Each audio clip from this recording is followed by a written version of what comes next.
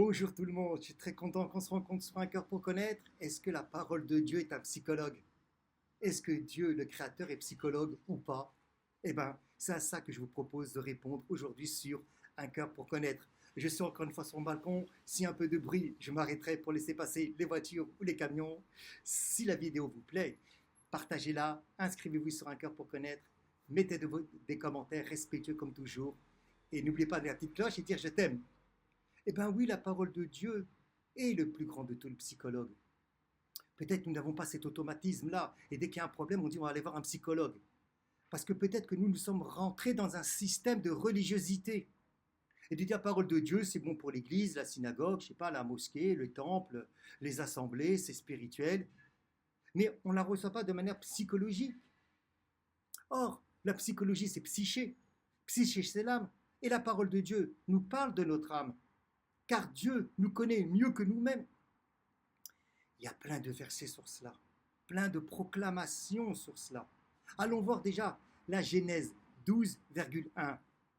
La première parole que le divin donne à Abraham, c'est incroyable. D'abord, c'est un ordre, une puissance d'autorité divine. Quitte. Wow. Vous croyez que pour Abraham, c'est facile de quitter? Il a une sensibilité, il a un cœur, il a des émotions. Même s'il connaît déjà le Créateur, parce que sinon le Créateur ne lui a pas donné un ordre. Vous croyez que pour Abraham, c'est difficile ou facile de couper le cordon? Ben oui, des fois, nous devons couper le cordon. Et avec qui? Et avec quoi? Avec des expériences, avec des événements, avec des relations. Quitte la terre, quitte le lieu natal, quitte la maison de ton père. Eh oui, nous devons quitter. Mais ce n'est pas un combat. Le Créateur ne demande pas à Abraham de combattre pour cela. Non. Il lui dit, je te donne un ordre, un commandement, une autorité divine qui s'exprime.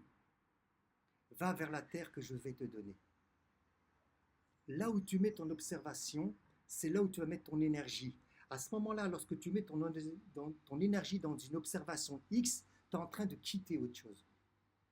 Tu quittes tout ce dont on vient parler. On ne combat pas nos tendances, on ne combat pas nos faiblesses, on ne combat pas nos blessures, on les quitte pour aller ailleurs. Et où ailleurs? Vers la terre que je vais te montrer. Oui, mais c'est quoi cette terre? Moi, je ne veux pas, moi j'ai envie de maîtriser, moi j'ai peur, je n'ai pas envie d'être dans l'inconnu. Ça aussi, tu dois quitter, de vouloir tout maîtriser. Même dans le côté spirituel, même dans le côté religion. Quitte. Quitte tout ça. Mais c'est pas évident. Comment arriver à quitter? Mais encore une fois, je le répète, sans couper le corps, sans combattre, sans combattre. Alors, Dieu ne donne pas à Abraham de combattre, mais il faut couper le cordon. Des fois, même avec nos propres familles, il peut y avoir des relations néfastes, parents, enfants, frères, fraternels, sœurs et frères. C'est comme ça, on n'y peut rien. On doit couper, bien évidemment. Abraham va couper avec son papa. Ça ne veut pas dire que tous les papas sont mauvais, non? Mais c'est pas quitter pour quitter. C'est pas quitter pour avoir une animosité. C'est pas quitter pour être dans une rancœur. C'est va vers la terre que je vais te montrer. Déjà la terre c'est intéressant, ça nous revient toujours au féminin. Va vers ton féminin intérieur que je vais te montrer. L'observation. Voyez? Mais ça passe par une puissance divine, ça passe par une parole divine, ça passe par quelque chose de puissant. D'ailleurs, on revoit ça aussi avec Jésus. Regardez, je vais prendre simplement la Bible pour l'instant, je ne regarde pas les traductions. On nous dit dans ses premiers disciples, le chapitre de Jean. Le lendemain, Jean se tenait là de nouveau avec deux de ses disciples, 1,35. Et les deux disciples se dirent à Jésus. Il est en train de le suivre, ils suivent Jésus. Très bien. Jésus se retourne, il dit, mais qui tu cherches? Qu'est-ce que tu as envie de chercher? Alors, il répond, mais Rabbi, où est-ce que tu demeures? Réponse de Jésus. 39, 1,39. Venez et voyez. Venez et voyez. C'est comme un ordre, un impératif. Comme il dit à Abraham, quitte, va vers la terre. Venez et voyez. Jésus ne répond pas en disant où est-ce qu'il demeure. Parce qu'il faut quitter toutes nos représentativités, tous nos logiciels à nous. Sommes-nous capables de ça? Avons-nous le désir de ça? Même si on n'arrive pas à le faire directement? Vous voyez comment la parole de Dieu résonne la psychologique intérieure de la personne? personne humaine, de vous, de moi, bien évidemment. L'Echlecha va pour toi, quitte des choses intérieures. Chacun sait ce qu'il doit quitter intérieurement, bien évidemment. Chacun sait ce qu'il doit quitter intérieurement, dans sa psychologie. Même si on n'est pas, encore une fois, nos tendances, on n'est pas nos blessures, on n'est pas... Voilà. Et qu'on doit, encore une fois, je le répète, couper le cordon avec des personnes X ou Y, avec des événements, avec des expériences. Mais on ne coupe pas le cordon en disant couper le cordon, on coupe le cordon, encore une fois, lorsque je vais, hop, je mets mon énergie ailleurs. Va vers la terre que je te montre. Donc d'être dans l'observation, c'est d'être dans l'observation, c'est intéressant, dans la visualisation, d'aller voir autre chose. Bien sûr que par moi-même, je ne peux rien faire. Par mes propres forces, je ne peux rien faire. D'ailleurs, on le voit dans tous les psaumes. À chaque fois, le roi David il demande la grâce, il demande l'aide de la miséricorde divine, de le sauver, de le guérir. Mais même Paul, en tant que rabbin, bien évidemment, il le dira lui-même. Je reprends l'épître aux Romains, qui est fabuleux. Cet épître aux Romains, le chapitre 8, après tout ce que Paul a vécu, qu'est-ce qu'il nous dit? Vraiment, ce que je fais, je ne le comprends pas. Verset 8, pourquoi Paul il est bête, il ne comprend pas? Avec tout ce qu'il a vécu, il est rabbin et en plus avec tout ce qu'il a vécu, il ne comprend pas ce qu'il fait.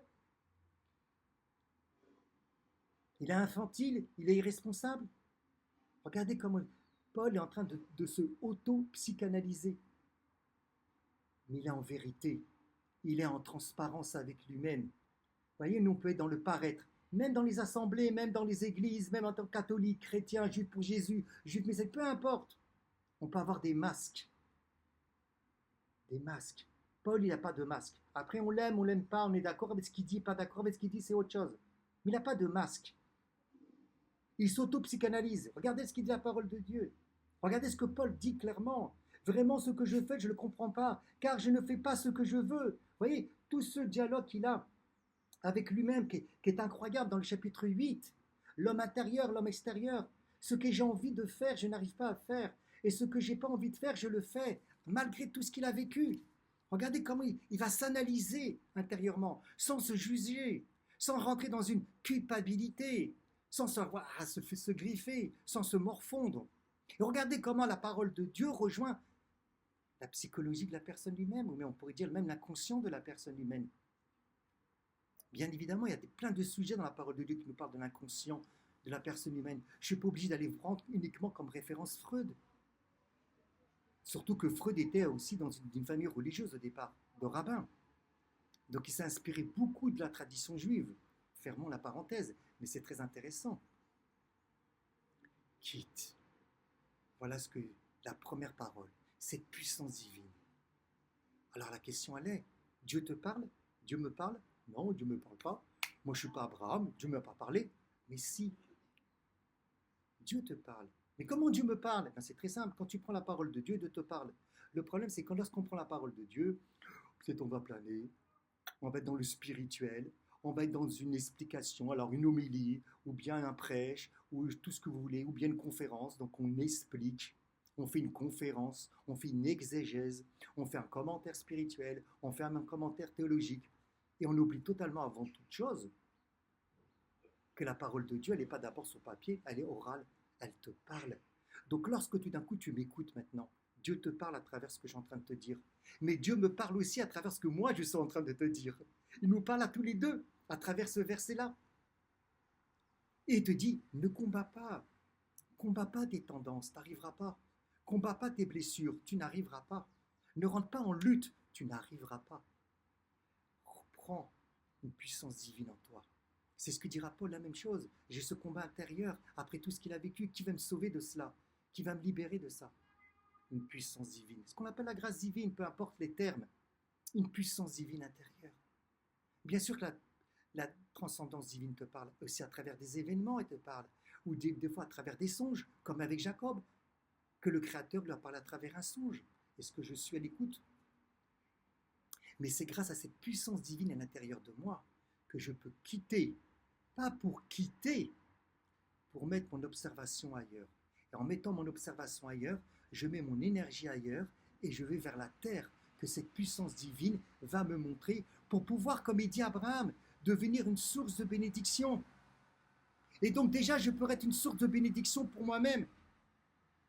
Et je pourrais donc être une source de bénédiction pour les autres. On va laisser passer la voiture et un peu de bruit. Voilà.